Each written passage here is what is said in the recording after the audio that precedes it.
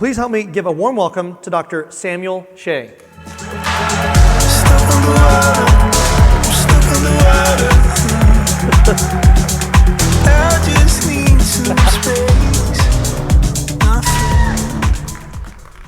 All right, I know what you're thinking. Who's this guy? He looks like Rick Moranis, cast as Lex Luthor. But if you're too young for that reference, I look like Jewish Pitbull.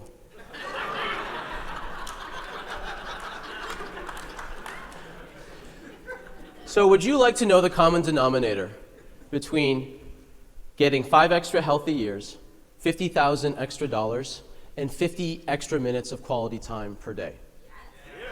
Do I have? And also a good PowerPoint function. So why 50,000 extra years? Sorry, 50,000, 5 extra years.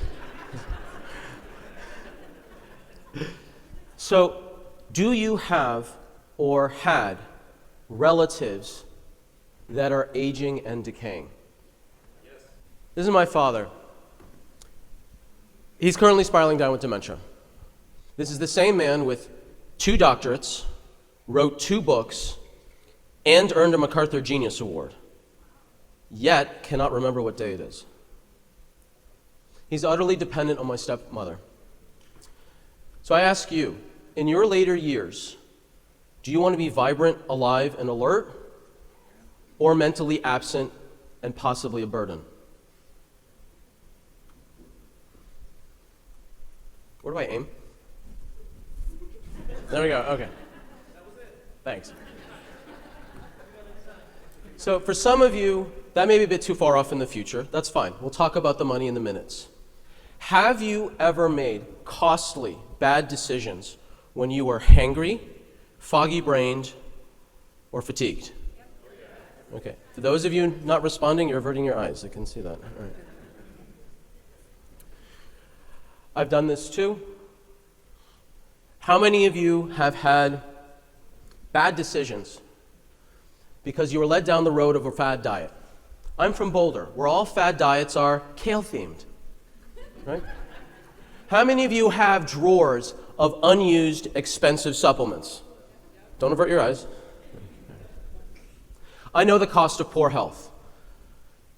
I've taken out very large loans to recover my health from growing up with over a decade of chronic pain, crippling insomnia, anxiety, depression, sugar addiction, video game addiction, and for fun, embarrassing gut problems.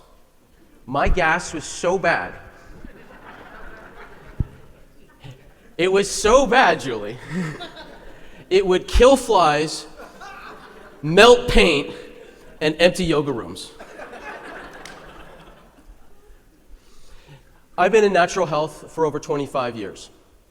If people knew, or if I knew what I was going to share today, it would have saved me well over $50,000, and I would have more yoga friends.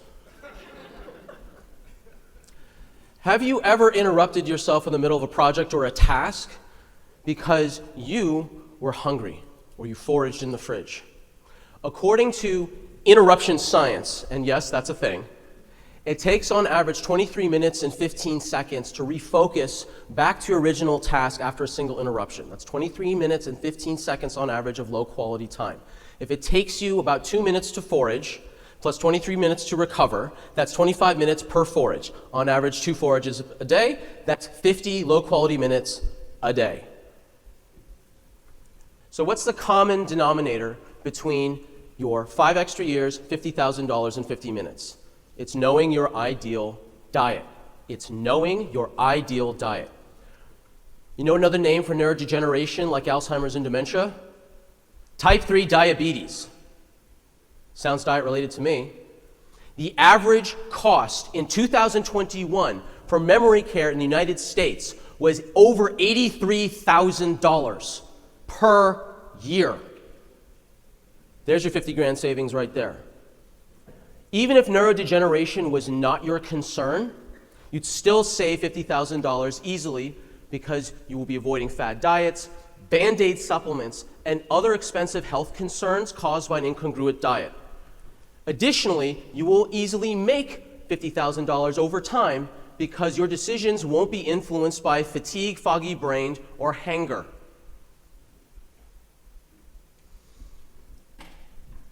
So how do we determine our ideal diet? There's 5 layers. Genetics is the foundation. Are you genetically best suited for keto, paleo, Mediterranean, or high carb? Are you genetically vulnerable to high histamine foods like alcohol, vinegar, and chocolate? Sorry to ruin your dinner. Are you genetically vulnerable to coffee? Do you get caffeine-induced anxiety and depression? Sorry to ruin your breakfast. Then there's the therapeutic layer. Do you have metabolic barbed wire wrapping your genetics? For example, if you are genetically keto, and yet you have an ongoing current issue with your gallbladder, gut, or mitochondria, so you can't absorb or utilize fats, you're going to feel off even if you're eating high fat. Yet if you eat low fat, you're still going to feel off because it's not going to match your genetic predisposition to being high fat. Similarly, if you are genetically high carb, but you have candida, eating high carbs will make you feel off because you're feeding the candida. But if you eat low carb, you're going to feel off because of the genetic mismatch. If you are one of these people who has not found a single diet that's ever worked for you, it's likely your genetics are wrapped in metabolic barbed wire. Then we have personal preference. This is religious restrictions, cultural norms, and what you grew up with. Some of you avoid green vegetables because of early childhood aviation-themed food trauma. Here comes the plane!